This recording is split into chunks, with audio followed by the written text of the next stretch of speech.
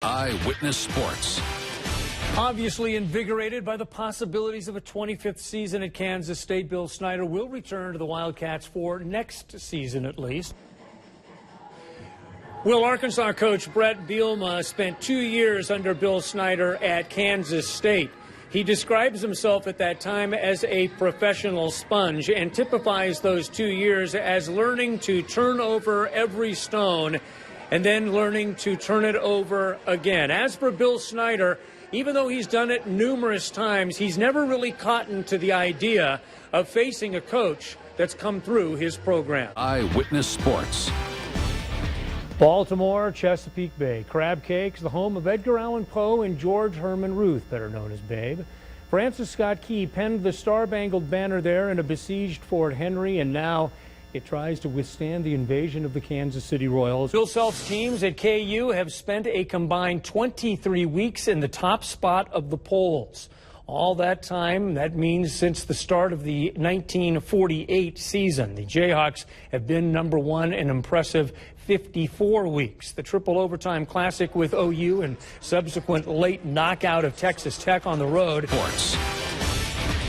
You could almost see it coming. All the plays the Chiefs have been making over the past few weeks suddenly were just slipping through their hands or slightly out of reach, but then that often seems to happen in places like New England. Patriots hot right out of the gate.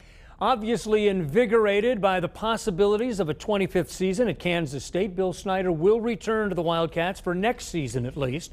Already a member of the National College Football Hall of Fame and working in a stadium which bears his name. Coach told us not even 2 weeks ago before the Liberty Bowl that he would meet with his family after the game to decide his future, adding quickly that his wife Sharon wouldn't know what to do with him around the house. 76 years old and still so relatable to the young men who in some cases are better than 55 years his junior. Snyder is a 5-time National Coach of the Year.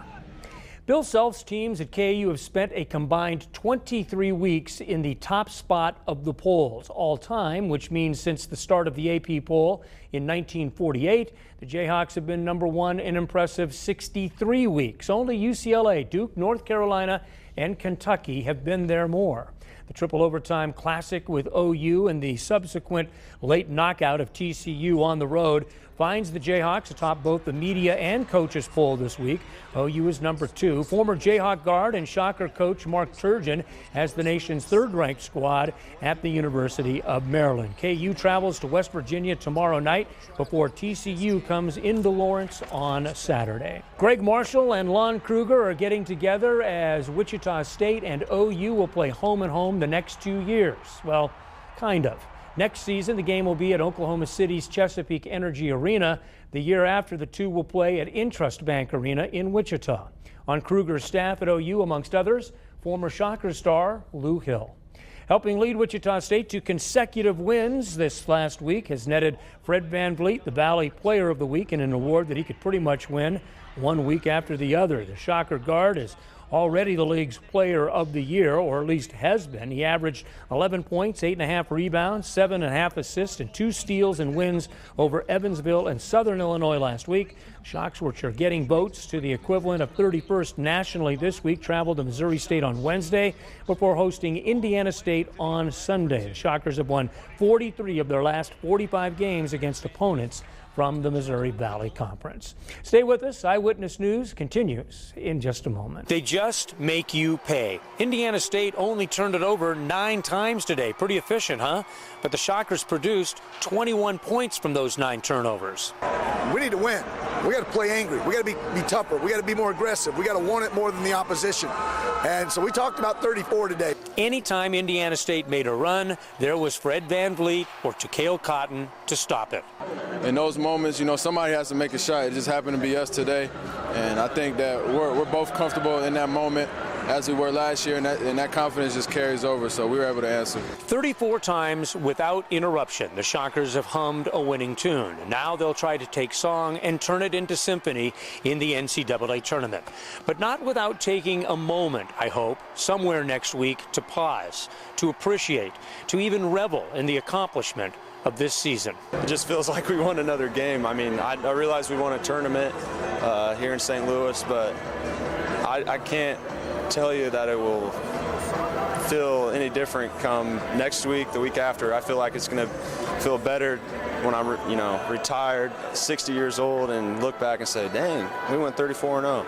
Easy, Ron. Some of us are a little closer to 60 than we care to admit, and not many of us have ever seen a run like this, one that shows no signs of slowing down. Logically, it's almost as rare as going to the Final Four, so it's something real special that we as a group got to accomplish and as a program, and we're going to enjoy it and find a way to look back at it and enjoy it even more. But for now, we understand we want to prepare for the tournament and get things done the right way. With the unbeaten Shockers in St. Louis, Bruce Haertl, Eyewitness Sports. K-State started quickly, then really got going. Then they buried Miami before piling on some more. Big for our team's confidence. To play someone with the U on the side of their helmet and beat them 52-13 is obviously big any day. It was as dominating of a performance as you could have possibly imagined or feared. They beat us in all three phases. They outplayed us, outcoached us, starting with me. And that's it, no excuses. They deserve to win. Showing tremendous balance with yards on offense, the Cats scored on 5 of their first 6 possessions, and the one they didn't was a botched Statue of Liberty play at the goal line that still had Bill Snyder grumbling afterwards. Just what it looked like, but it wasn't supposed to look that way. Most impressive, however, was a lockdown effort on defense, which went nearly 8 quarters without allowing a touchdown this season, and in allowing Miami just 33 yards, stifled a team coming off a 41-point performance at Boston College last week. A lot of the guys out there, they kept saying, this is fun. This is, what we play for. This is what we prepare for. So just being able to go out there and play fluent. It's a lot of fun. Words can't express how we feel in that locker room after practices, after workouts, because we know that we're all working together towards the same goal. Everybody knows their job. Everybody has specific tasks, and we all do that to the best of our ability. No one tries to take another person's job. No one tries to do too much, but we all work together, and knowing that we can start off great by just doing our job, not doing nothing exceptional. A year ago, K-State's win at Miami sparked them to a 10-win season.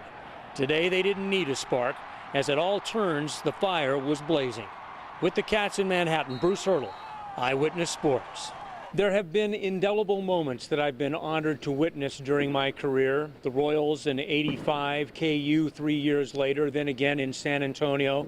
The Shockers winning the College World Series in '89, and KU rising to #1 in college football. But none of those moments, none of them surpassed what I saw here today. It was almost too easy, a 20-point lead with under 11 minutes to play. When it got to 51-31, after I think a pair of free throws or something, I looked up at the clock and I just thought to myself, dang, what's going on? Of course, Ohio State wasn't done. A couple of 7-0 runs and some surprising lack of poise from the Shockers, allowing the Buckeyes to get back to as close as 3 with 2.5 left.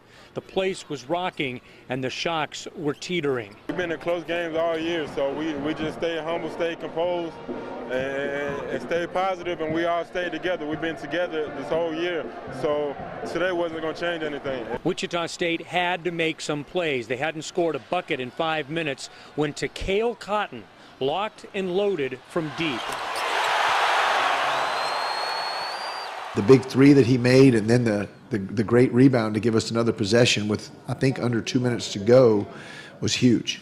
A minute later, in a 4-point game, Fred VanVleet pushed the ball deep late in the shot clock. You just got to get a shot off, and I thought I had an advantage going to the rim, and I just wanted to get it up there on the board, on the rim, and get a bounce or get an offensive rebound, something like that, and it just dropped for me. Wichita State had righted the ship, and they closed hard, the way they have throughout this entire tournament. This magical tournament, this month of madness, this moment that will be talked about in Wichita forever. Yeah, it's unimaginable. It really still hasn't really hit me. It might take a couple of days to sink in.